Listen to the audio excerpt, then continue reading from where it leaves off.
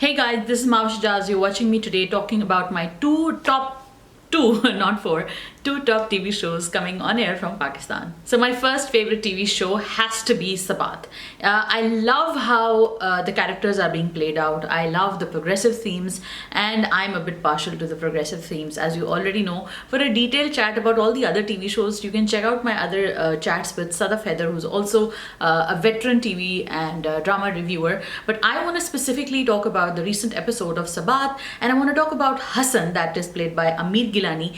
This character is by far my favorite male character that I've seen in a long time, and I want to talk about why we can't see more of these amazing male characters in our TV shows. It's important to understand that if we want to create better female characters and better stories, we also need to create better male characters. And what's great about Hasan, that is played by Ameer Gilani in Sabaat, is that he's a guy who is definitely battling his own problems, but then that doesn't mean that he lashes out at his wife. So why it makes him such a good man, or why that makes him a good character, is that he actually has reasonings for what he does, and he is trying to balance the problems in a very realistic, tamizdar way. Ameer Gilani has done a great job as Hasan, and in the beginning, while it did seem like he was trying to sort of take his time and he was sinking his teeth into his character, but by now we can definitely see that he is spot on.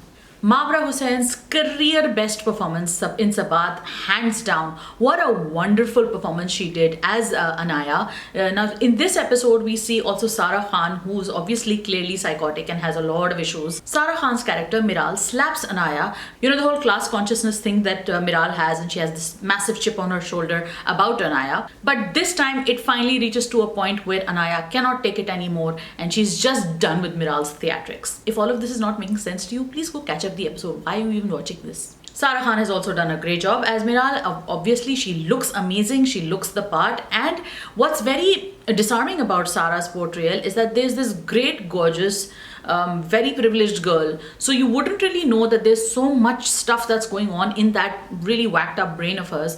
But there is, and you see the reasons why. You see the reasons in the parenting. You see the reasons in her entitlement. You see all, and the way that she's, treating her friends, treating the ones who are close to her. You can see all the warning signs. And that is why Sabaat makes for such a great watch. Then you have Dr. Haris, which is played by one of my favorites, Usman Mukhtar. I am so glad that they have, very, very nicely and very professionally sort of created that subplot where Dr. Haris actually has to confront his patient that, look, I have feelings for you, that's why I cannot do this therapy with you. And also it's important to understand that even people who I know, even my friends or the people who are connected to me, also cannot be your therapist. It's interesting to see how Miral reacts. She doesn't really have too much of a reaction because obviously she's so busy plotting world domination. But it's also great to see that these are the kind of mature themes that our TV shows are showing. They have been showing them in the past, but it's so good to see these TV shows, they kind of like restore your faith in our TV shows. And while you have all the roti dhoti aurat, the ladna, jhagadna, marna, marna, peetna, all the crying and the divorces and the rapes, and all of that is there. But then there are also these great TV shows. So the next time somebody tells you, Pakistani dramas are all bad, show them Sabaat. The next TV show I want to talk about is also one of my favorites, Pyar Ke Sadqay.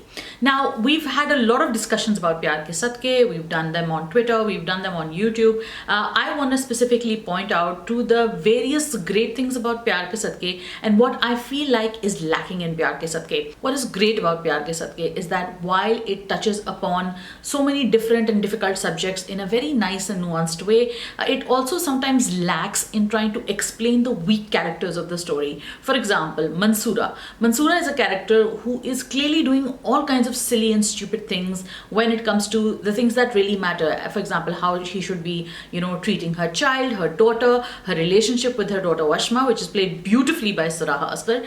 How she should be attempting to deal with a girl like that. How she should be trying to mend bridges with her daughter, but she's just actually making things worse. Now, at some point, at some moments, you do realize why that is. Why is she behaving this way? But at so many points, there are so many questions like, really, are you that dumb? Or what is it that is stopping you from not really going out and confronting Sarwar about the behavior that he's committing? Because there is a scene between her and Sarwar where she does have that sort of a wistful smile / expression where you kind of think that She does know what's going on with her husband. She has been having these complaints from so many people, and why doesn't she talk to her husband about it? And that is why it is important to give the emphasis to the weak characters, or to the bad characters, so to speak, for the lack of a better word. For example, Sarwar, which is played by Umair Rana, is hitting on his daughter-in-law. Ew. But you see the reasons why this character is doing what they're doing. They have given ample of backstory. There is so much back and forth between him and his mother, and you see that these two are just basically opportunists. They are basically people who are driven by, material gains, and that is why when you are so focused on material gains and when you are so focused on opportunism, you lose the sight of what is right and what is wrong. And that explanation is given beautifully about Sarwar, but we don't really see the realization, or we don't really see these questions being answered about Mansoora. So, my question is, what is going on through Zanjabil Asim Shah's mind, and what do we have in store in the future? Also, what I love about Pyar Ke Sadqay are the performances by everyone, whether it is Saraha Asghar who plays Washma, and it's so refreshing to see her because she just goes out and she just says what is on her mind, which is so refreshing to see. It's actually very, very cathartic, just the same way it's very cathartic to see women cry and sort of go through these situations, which at some level we all relate to. But it is also now refreshing to see these characters who stand up, speak what they want to say, and that is also creating a sort of a relatability for a lot of women who are tired of seeing that whole oh my god, she's in distress, now she's gonna have a long internal monologue. No, sometimes that monologue needs to come out, bro. And that is what I said is so great about Saraha Asghar's character Washma. And of course, Saraha is playing this role to perfection. Yumna Zaidi as Mahjabeen is also absolutely wonderful. Whatever she's added to this character and whatever she's enhanced in this character is wonderful to watch. Great direction by Farooq Rind. Gotta hand it to Bilal Abbas. What a fantastic actor he is. And in all the TV shows that he does, he also tries to add his own element to it, his own sort of soul to it, which I can see in all of his other past work as well. I keep talking about the use of shadows, and I keep talking about how the shots are framed between two characters. And Farooq Rind is such a master of this, and I wish that something like this we could have seen in like a film noir, or on the big screen we could have seen a film like this with characters like this. I wonder if that is something on Farooq Rind's bucket list, but I would definitely pay money to watch a film like that. There are also a lot of honorable mentions here. There's Kashf, there's Dushman-e-Jaan, and there's Bandhe Ek Door Se. All these three TV shows are also really riveting, and I'm glad that we have the next 15 or 20 odd weeks to look forward to them, because they're not going to finish anytime soon. Because sometimes one of these great shows finishes,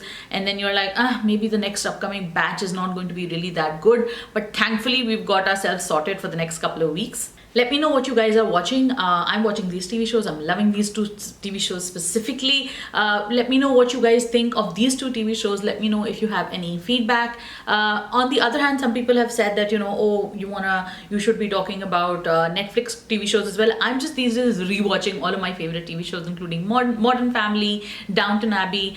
These are the things that I'm watching on the separate note, and I will definitely be talking about the top watches that I have, or the things that I'm rewatching these days. For more chats, you can check out my YouTube channel. Like, comment, share, subscribe, and don't forget to let me know how you like this review in the comments. Thank you so much. Bye.